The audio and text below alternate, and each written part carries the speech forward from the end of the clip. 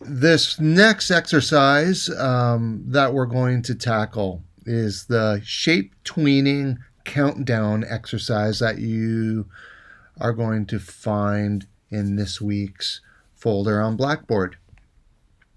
And what is shape tweening? Well, last week we looked at motion tweening, or a classic tween, a classic motion tween. And that is, well, just as the name says, it's when we move an object from point A to point B by way of a tween. So it's the tween describes the actual transition that an object can take from point A to point B. It also describes properties that are changing in the state of the object at point A and the state of the object at point B. So the properties are changing. So a simple motion tween would be an object's X and Y coordinates are changing.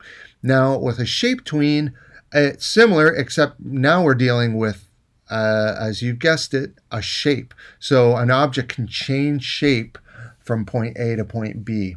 And that's what we're going to be looking at in this exercise.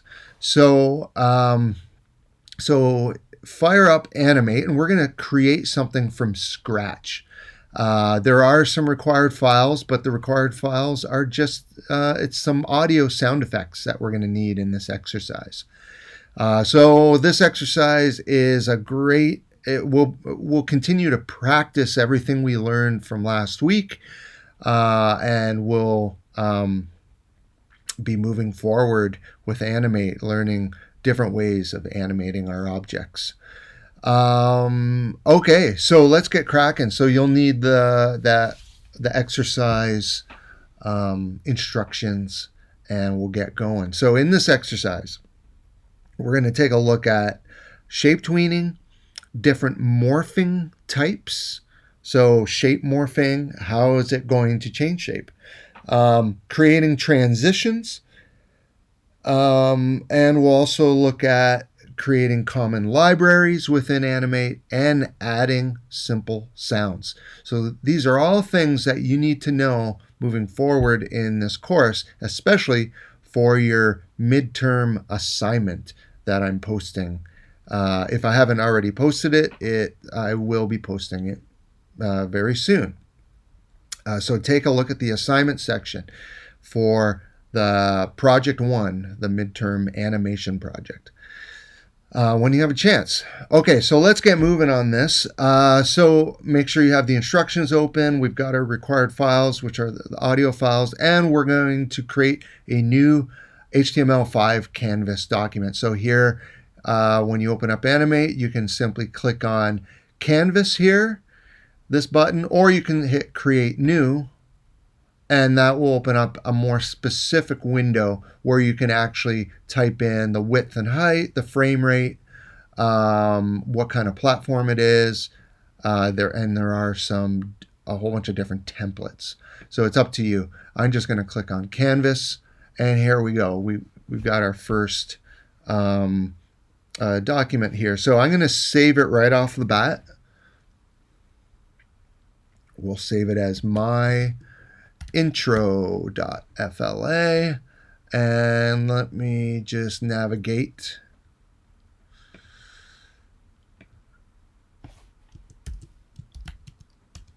And I'm going to throw it into a folder. So one thing that you may have found from last week when you were working on the exercise and the in-class assignment is how important it is to create a working folder. Don't just save something to your desktop.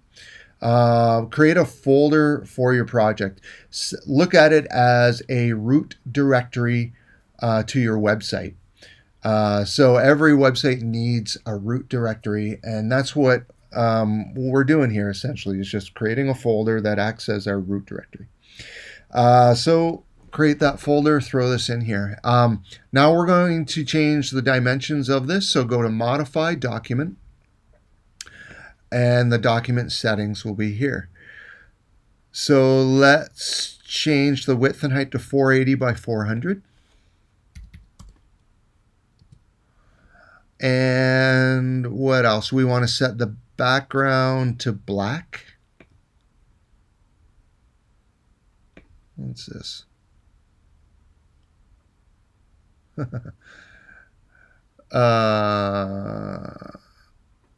I'll say deny. Okay, there you go. Little extra. Okay, so we've got our stage color is black. So you click this stage color icon, change it to black.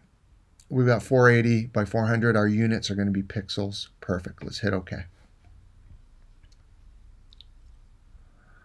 Now I always like to, in the upper right corner of my stage area here, change this to fit in window so I can see it as large as possible. And I'm going to flip over to timeline in this bottom window. So in the instructions, you'll notice the background is not black, and that was simply to save. At one point, these instructions were being printed, so it would save us ink by using a background of white. So don't be confused by that. All right, so we're going to draw a circle.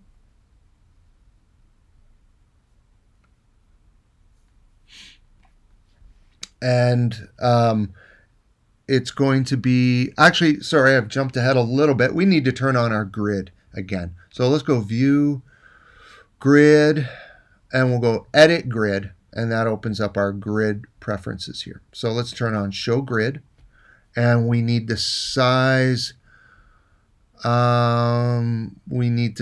down to 20 by 20.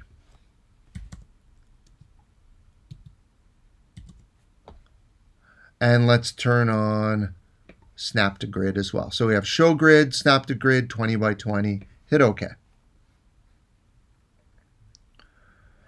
And turn on your circle tool. So if you were using Animate version 19.2, the tools were over on the right side. So every once in a while, I'm going to be drifting over there. But now our tools are on the left. All right, so I'm going to choose the circle tool, open up my properties panel. It's actually called the oval tool. And let's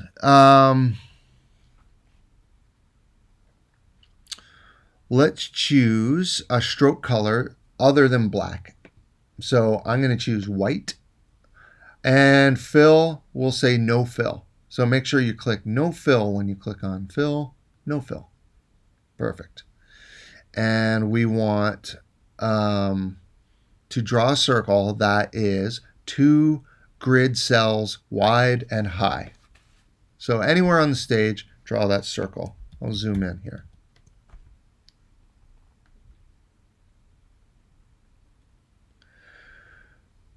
And if you drew a circle with a fill color, make sure you choose the selection tool and select the fill and delete it.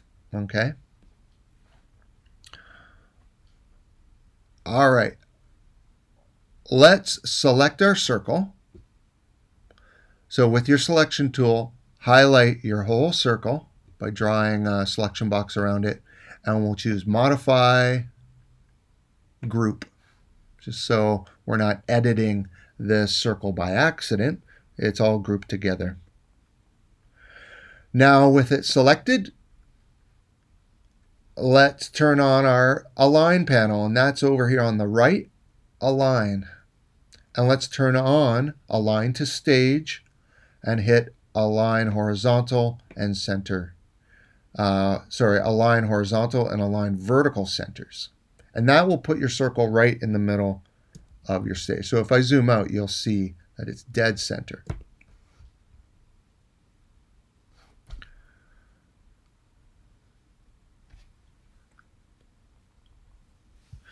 All right.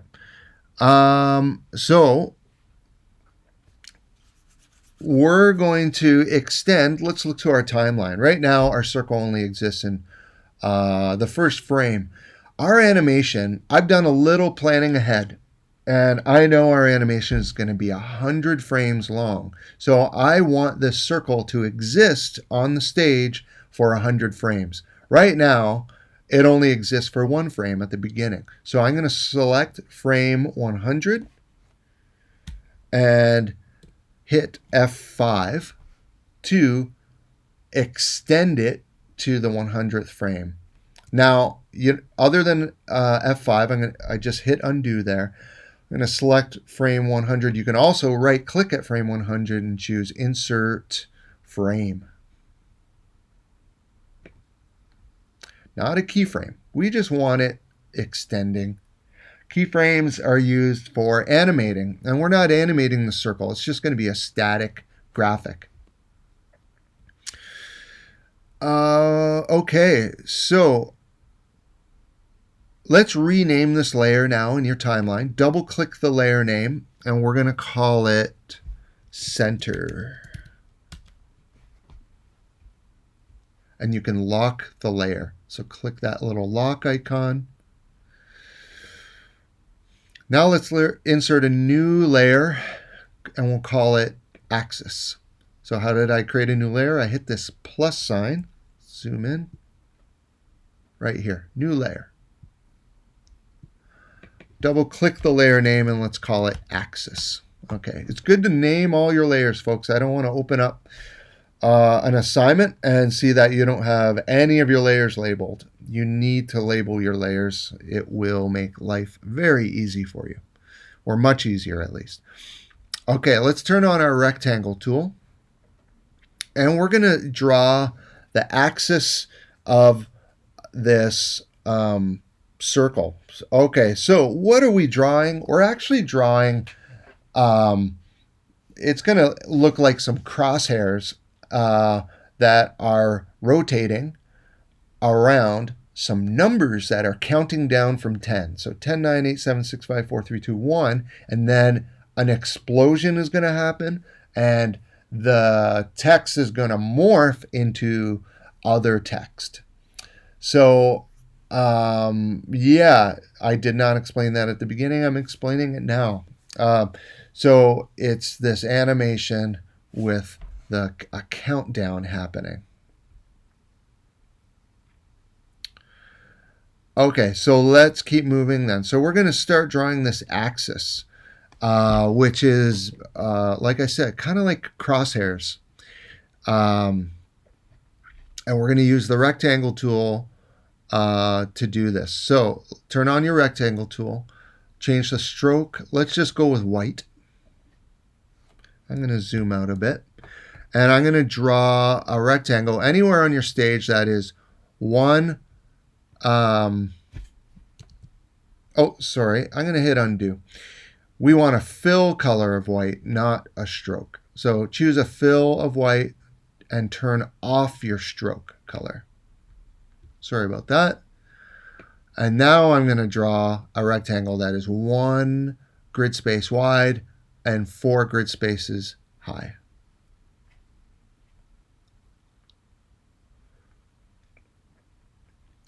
Okay, now turn on your selection tool and select that rectangle on the stage.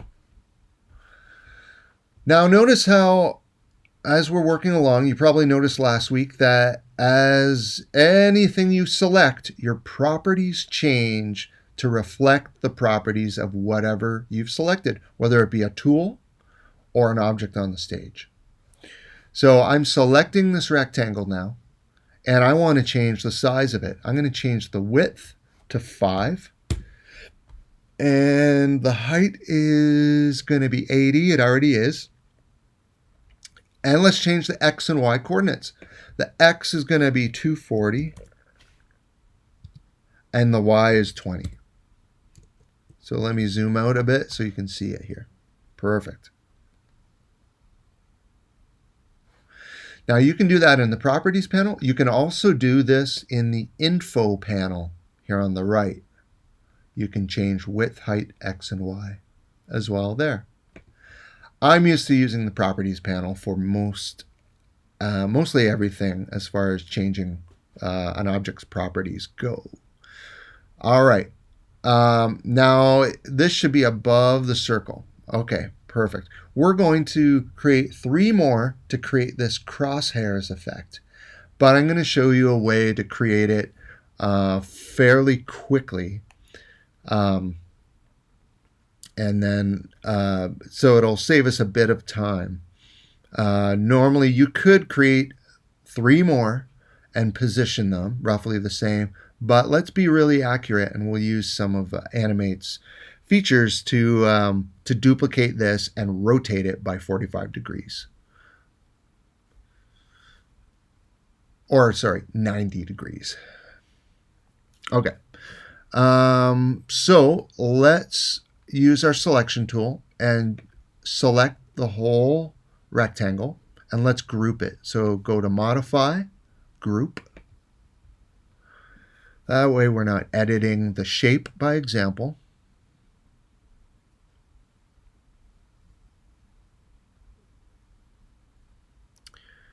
And let's go to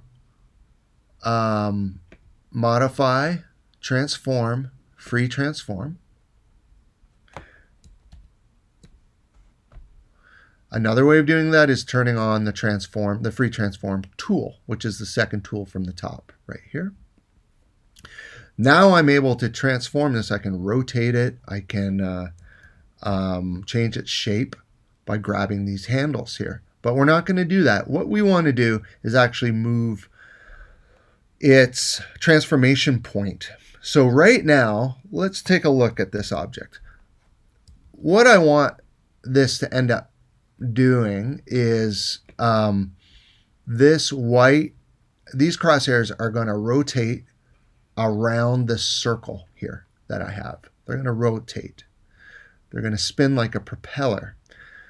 Now, right now, if I were to rotate this object, it would rotate around its center point like this. I don't want that. I want it to rotate around the center point of this circle right here. So to change it, we move the transformation point, which is this white circle. Let's zoom in. This little guy right in the middle here. Your icon will, when you float over it with your cursor, you'll see a little circle appear. I want to move it to the center point of this circle. So all you do is click and drag it down. And it should snap to the center of the circle. Now, let's zoom out. Now when I rotate this, look how it rotates around that center point. And that's what we want.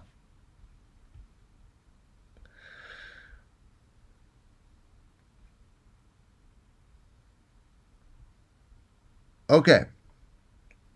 So now we're going to duplicate this 3 more times to create this cross shape, like crosshairs. So open up your transform panel. So go to Window, Transform, or it's this panel here on the right. Let's zoom in a bit.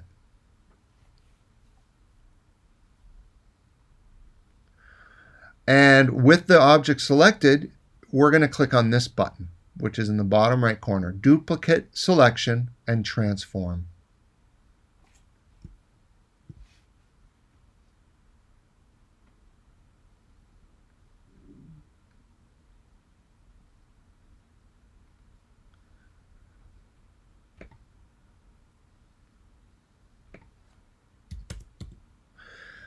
After you click it, you can change the rotate value right here.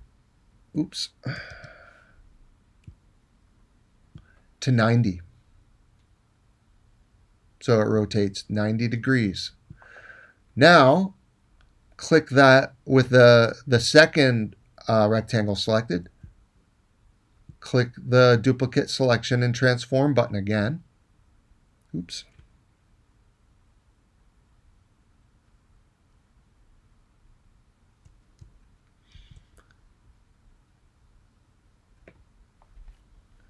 Let me try that again.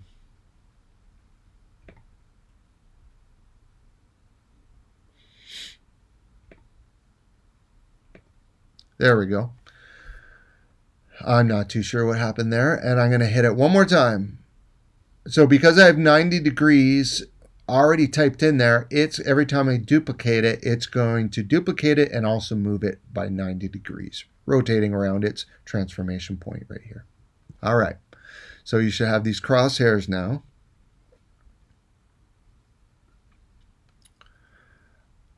And let's turn on our selection tool and drag a selection box around all 4 rectangles all at once. And we're going to group them together. So go Modify, Group. So now they are one object. And now let's convert it to a symbol. In the instructions, we don't group it. We just convert it to a symbol. That's okay too. A symbol will essentially group it and convert it to a symbol all at once. Why do we want it to be a symbol? Well, anytime we want to animate something in Animate, we need to convert it to a symbol. So we learned that last week, and here we are doing it again. So I'm going to right-click on the crosshairs and choose Convert to Symbol.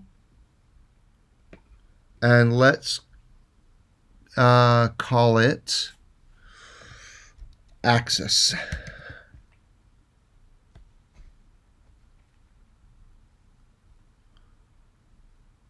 And hit OK. Now look to your library. There is our Axis movie clip symbol sitting there.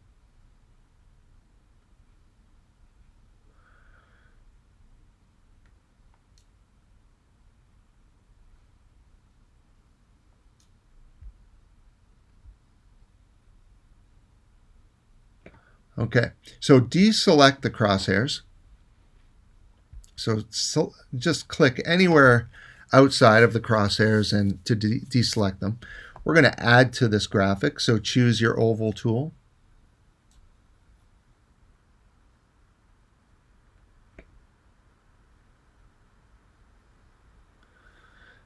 And let's turn on our Properties panel.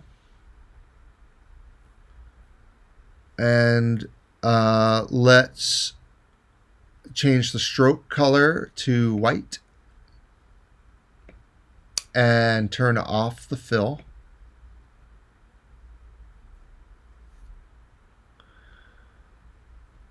And draw a circle anywhere on the stage, holding the Shift key down, something like that to begin with. Now with your selection tool, click once the outline of the circle, and we're going to change its properties. So in the Properties panel, let's change the width and height to 180.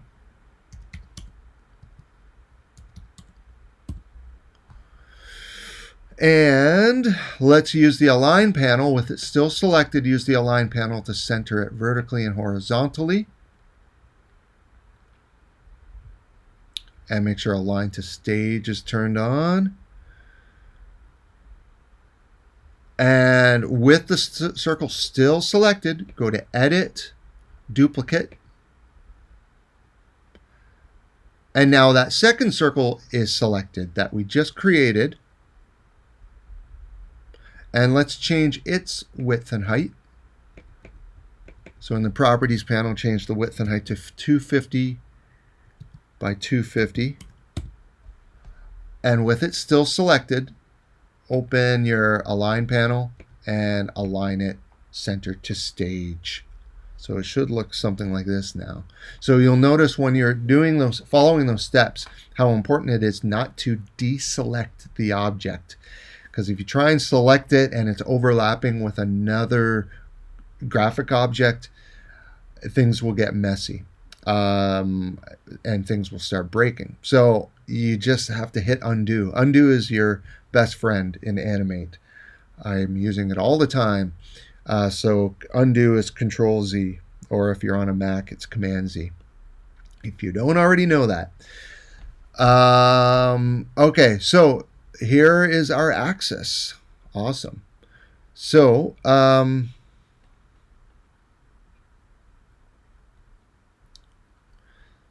let us we're going to convert this all into a symbol. So let's select with your selection tool, select everything. Now let's choose modify group so we can group it all together.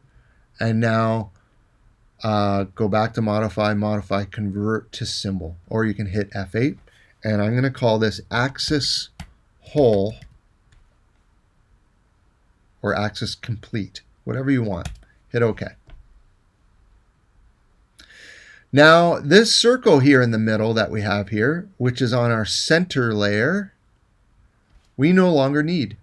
It was just there as a visual aid for us as we were drawing everything. So you can select the center layer and hit the trash can to delete it.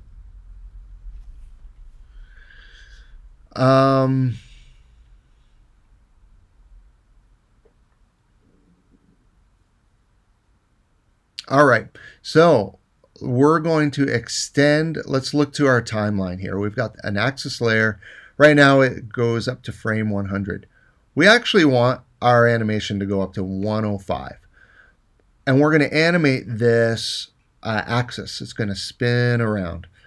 So we're going to rotate it, which we learned how to do last week. So for that to happen, we need a second keyframe. So remember, we use keyframes to act as little bookmarks for properties. So in each keyframe, we can have different property values sitting in there. You can't insert different property values into just normal frames. They need to be keyframes. So we want this to rotate, so we need a start point and an end point. So that means we need at least 2 keyframes. So I'm going to insert a keyframe here at the very end in frame 105. So select frame 105, right-click on it, and choose Insert Keyframe. Now, highlight frame 1.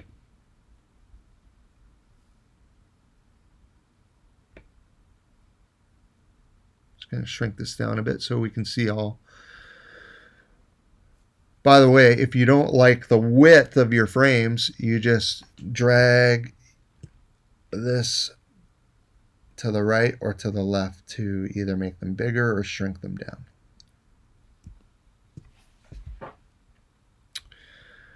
Beautiful. All right, we're moving along. So I've highlighted frame 1 of the axis layer, and because we're going to rotate it, we need to create a classic tween. So right-click on frame 1. In actuality, you can also right-click anywhere between frames 1 and 105 to create a classic tween. And your frame span should turn this kind of purple with an arrow running through it. Beautiful. Okay, so with frame 1 still highlighted, go to your properties panel, and you'll see rotate here. This is a drop down, and let's choose clockwise. And there's a number to the right of it, and we're going to choose 1. So by default, that's what's happening. Alrighty. So now if I hit enter on my keyboard, I'll see my axis spinning around. So it's important that you test this right now. Make sure it works.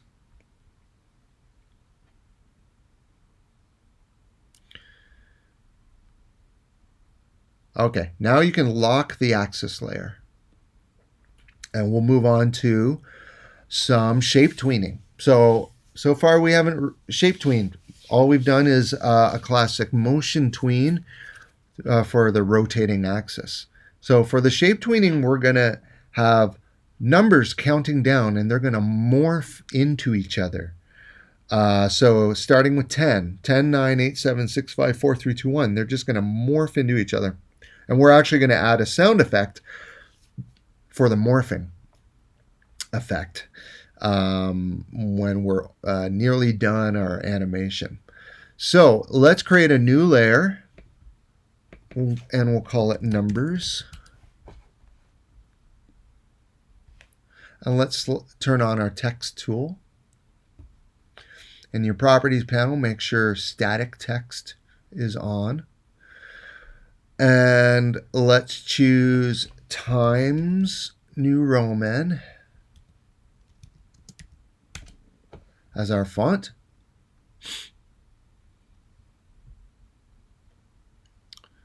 And let's change the size to 90. And the color is going to be white. And bold. Sure. And type anywhere on the stage the number 10. You know, in our instructions, I don't think it's bold, so I'm going to just change it to regular.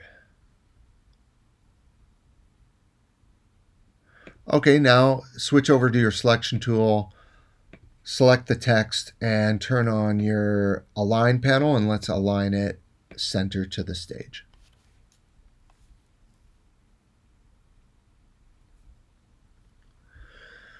So because we want it counting down from 10, 10, 9, 8, 7, 6, 5, 4, 3, 2, 1, it's going to morph into each other using tweening. So right now we need to add keyframes in for each morphing transition. So we're going to do it every 10th frame. So let's add keyframes on frames 10, 20, 30, all the way to frame 90, every 10 frames. So you can do that by hitting F6. So select frame 10 of the numbers layer and hit F6, frame 20, 30, all the way to 90.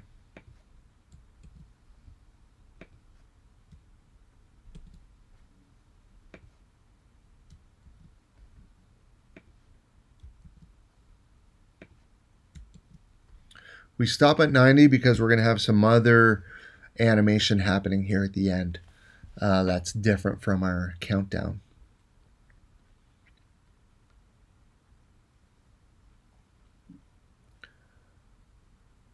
Okay, so let's highlight frame 10 of the numbers layer. So this is where our number 9 is going to exist. So double click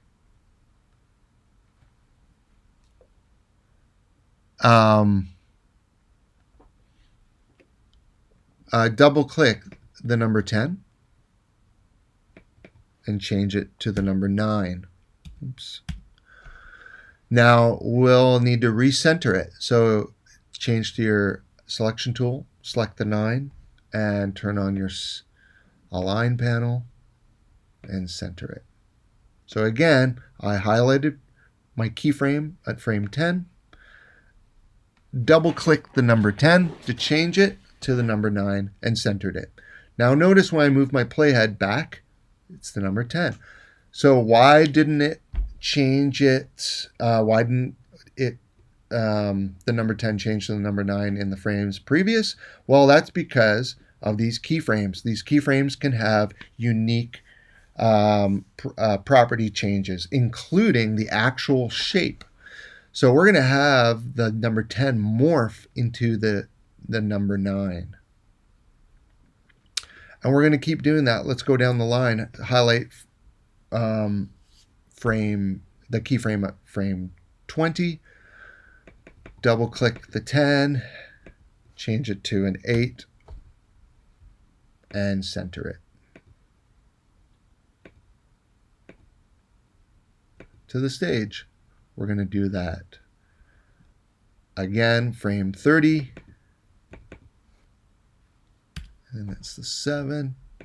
We're going to do this all the way to the number 1.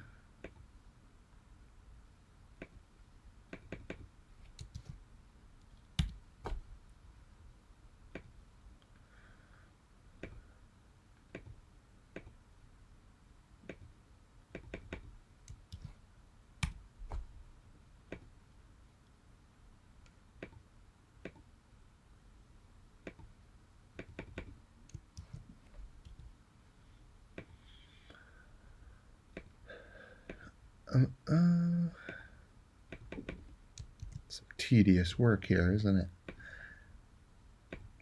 Oh, it's good practice.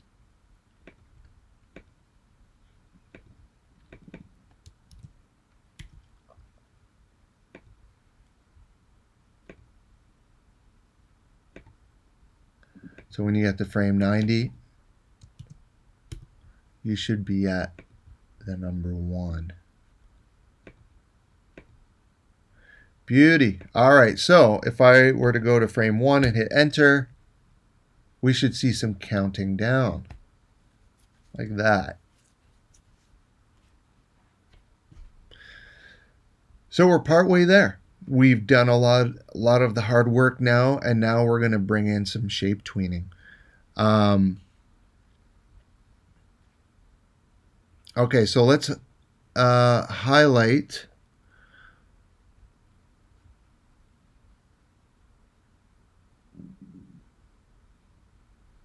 frame 1. Now, what we need to do for this to work for us is we need to convert our text graphics to shapes. So technically we can't shape tween raw text. And remember, this is editable text right now. So we want to make sure it looks right and our text is correct, because we're going to convert the text now into a graphic shape. We're going to break apart the number 10 and turn it into a shape, and it won't be editable anymore. Okay, so make sure you're at frame 1, select the number 10 on the stage and go modify, break apart, and you'll notice 2 bounding boxes appear. That's because it broke it apart into two text objects, a number 1 and a 0. So we need to, with those 2 selected again, we need to choose modify, break apart again, and now it's a shape. Notice how it's got dots within it. These are shapes now. So we're going to do that all the way. We're going to do that to all of our numbers. So highlight frame 10, select the 9 on the stage, and choose modify, break apart. And this time, because it's a single text object, the number 9, you only have to choose break apart once. Break apart, the keyboard shortcut is, for me on a Mac, it's Command B, and so that means it should be Control B for you if you're on Windows.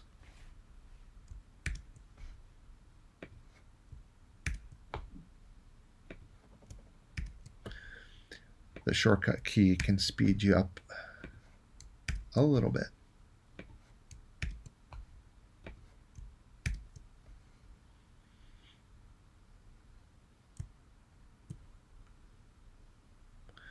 Okay. Now we are able to shape tween our text. So we need to insert some more keyframes, because right now if I were to create a shape tween for our text from 1 to 10, we wouldn't see that it was a number 10 for very long. And I'll just show you that real quick.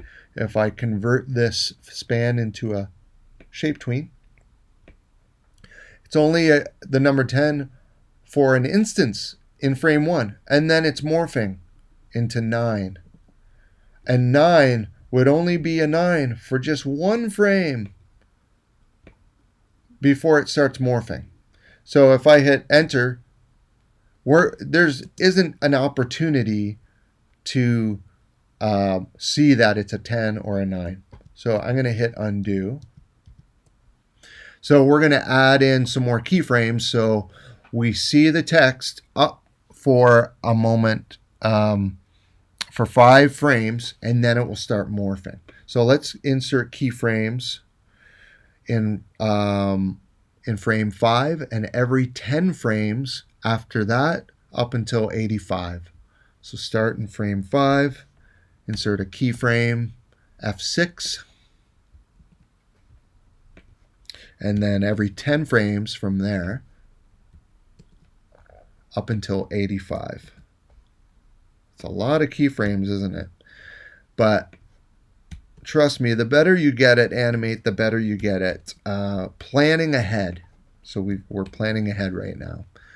So I'm going to insert now that shape tween between frames 5 and 10. So I'm right-clicking anywhere between frames 5 and 10 and choosing Create Shape Tween. So now the number 10 will be up for 5 frames, and then it will start morphing. Same deal for the number 9. Let's add a shape tween between frames 15 and 20. Also between 25 and 30.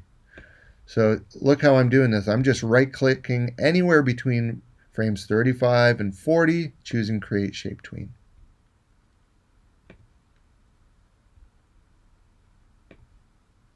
All the way to our final one will be between 85 and 90.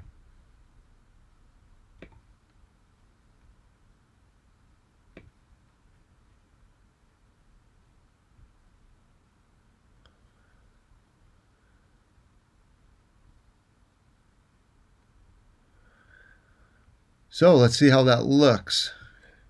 Going to hit enter. You can also test it out in a browser, remember, by hitting Command or Control Enter or Command Return on a Mac.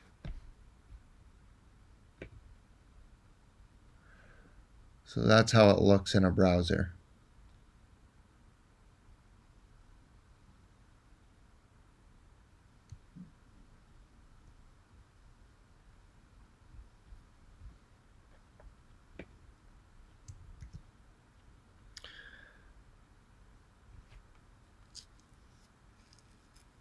Okay, so let's now add in some sounds. Let's create a new layer called Sound. Sound exists just like graphics on our stage. Sound can exist within the timeline in keyframes. So we can have, as the playhead moves along here, it can come across some sounds sitting in a keyframe. And when it comes across it, it will play it.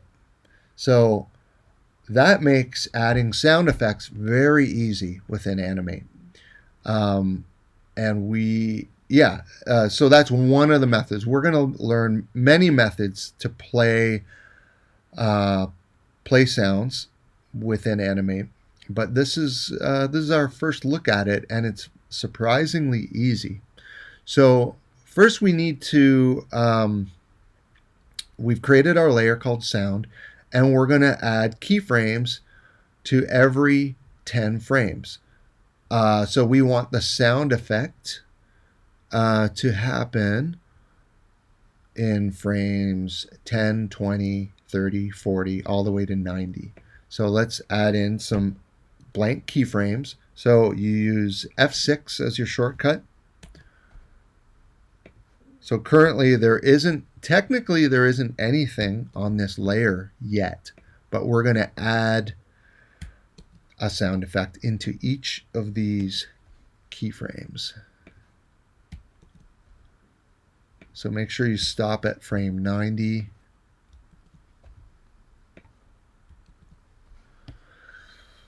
And let's now import our sound effects into our library. So go File, Import, Import to Library, and let's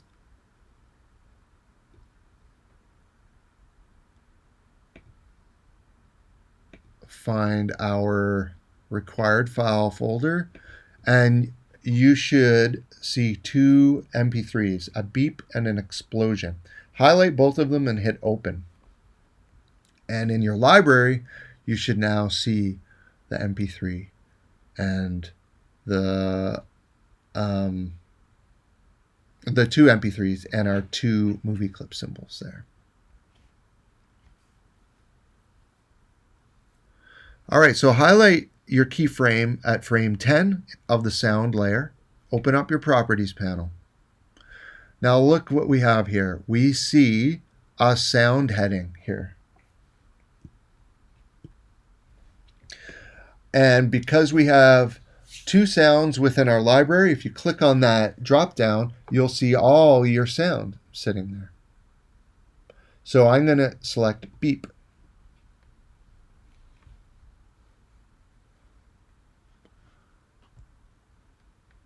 And it gives us some information. Its sample rate is 44 kilohertz. Stereo, 16-bit. Gives us the length, 1.1 second, and the file size, 17 kilobytes.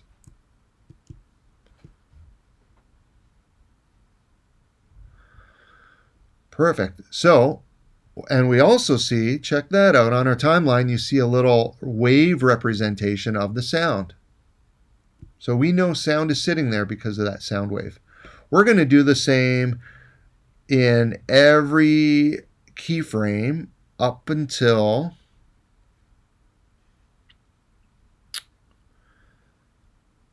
where are we going to stop? In frame 80, I believe, is going to be our last beep sound. So highlight frame 20, the keyframe in frame 20 of the sound layer, and again choose the beep sound.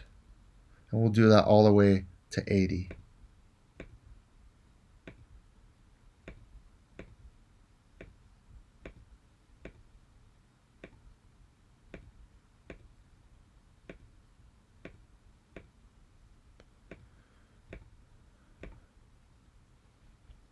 Let's test this out. Let's see if it plays it.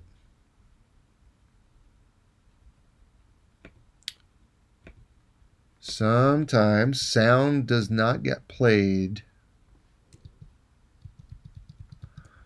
I'm going to switch over to Chrome. There we go. Now, if you're not, I'm going to turn that off. Now, if you're not hearing sound,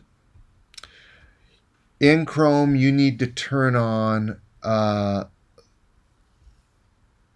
the sound. You need to tell Chrome to play sound when a website, when you're viewing a website that is playing sound. Sometimes that setting is off. Let's see.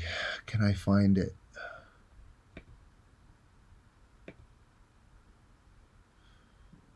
Sound.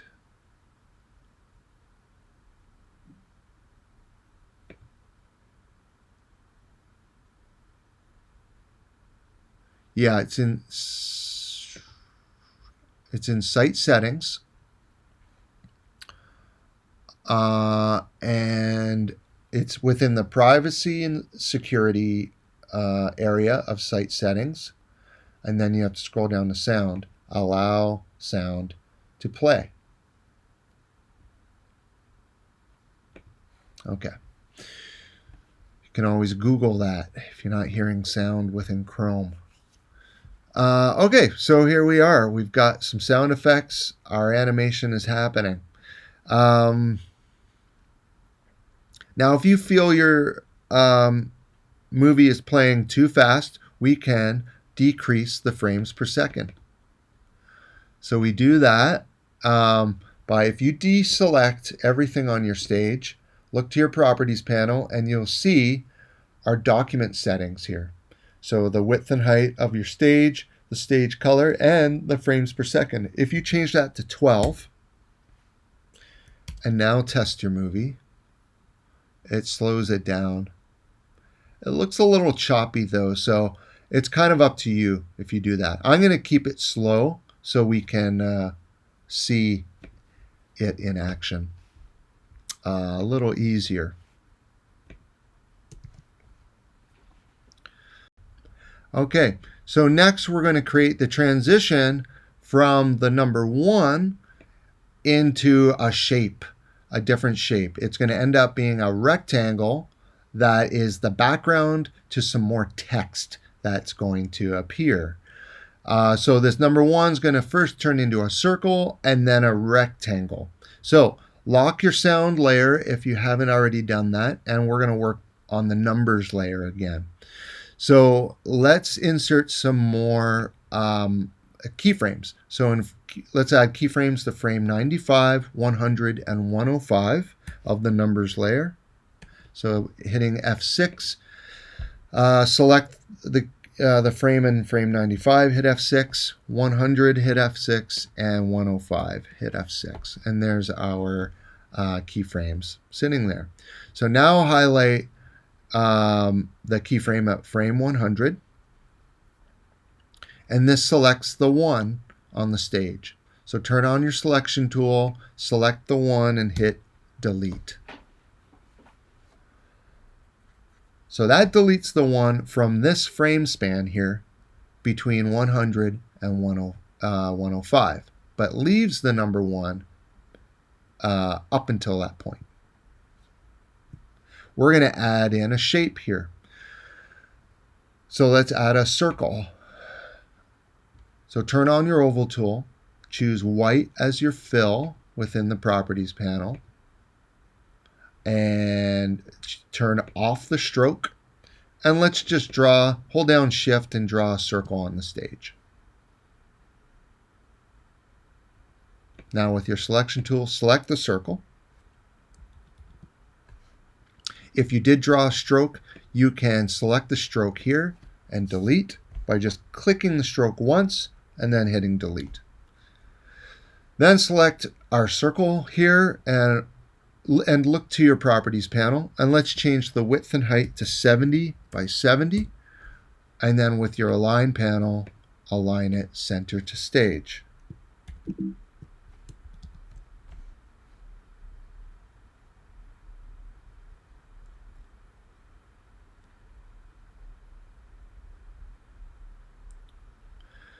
All right.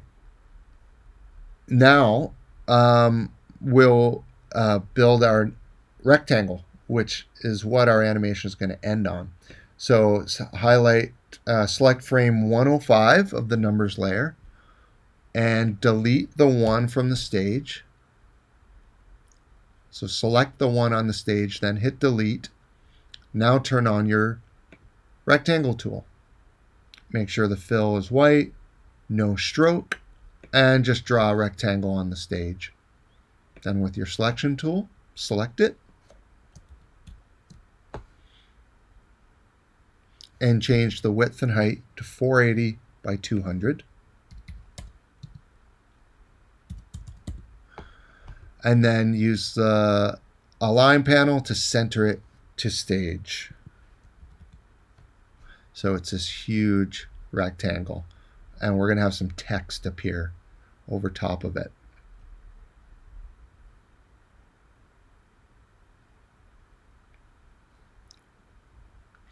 Now let's insert some shape tweens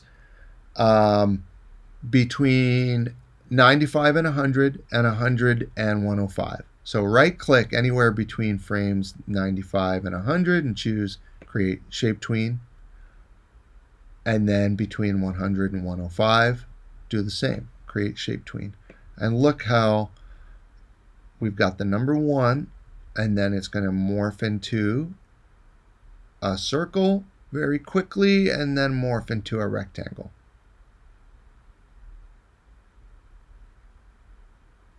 Isn't that cool? I'm hoping your imaginations are turning on right now. Things you can do with these techniques. All right, so we're going to add a sound when this starts happening, when that number 1 starts turning into a circle at frame 95, we're going to hear a sound, an explosion. So let's lock the numbers layer and then unlock the sound layer and insert a new keyframe. at frame 95 of the sound layer. And in the Properties panel, let's choose Explosion.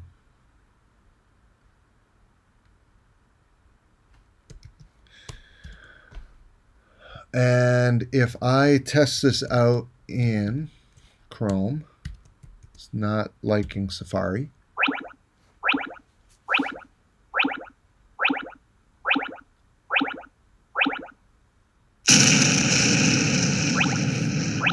It loops back around.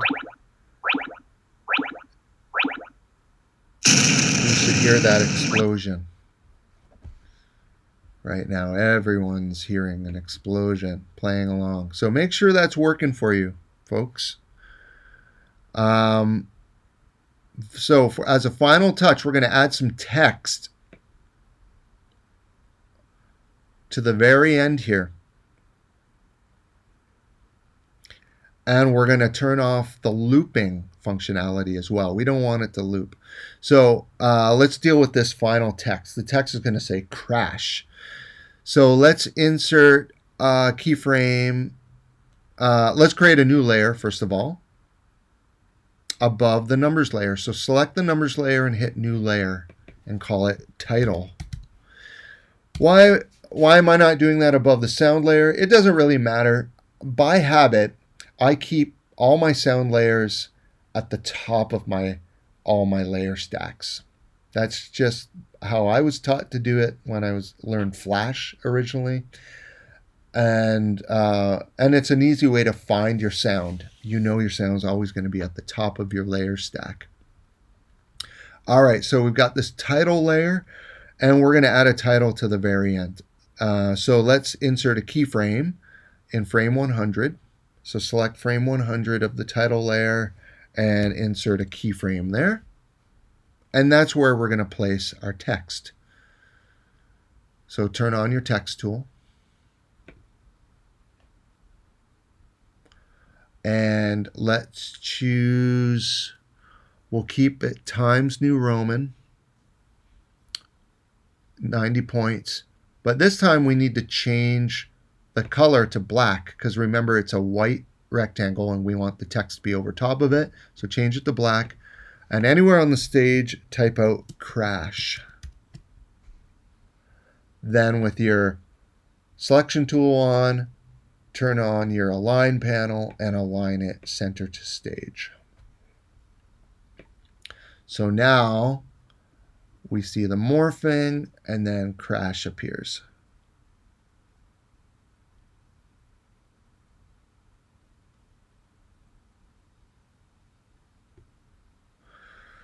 Now let's turn off the looping, because right now, by default, Animate will loop back to the beginning when we're viewing it in a browser when you hit Control-Enter. So we can turn that looping off by going into the Publish settings. So go File, Publish Settings, and here we're going to go deeper on this panel. By the way, there's lots of options here. But the important one for us right now is this checkbox here for loop timeline. Let's turn that off. And then hit OK. And now hit Control-Enter to test it out.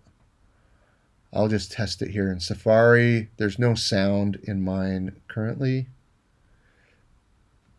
And then we see crash. I wonder if it'll play sound if no. Let's view it in Chrome.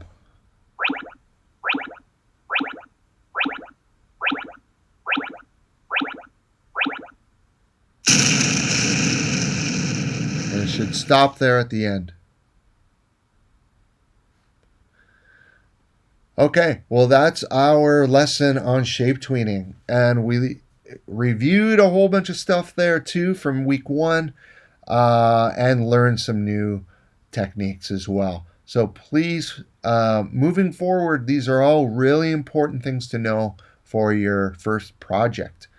So practice makes perfect. So if you need to do this exercise a second time, go for it. It's great practice. And please feel free to let me know if you're having any problems.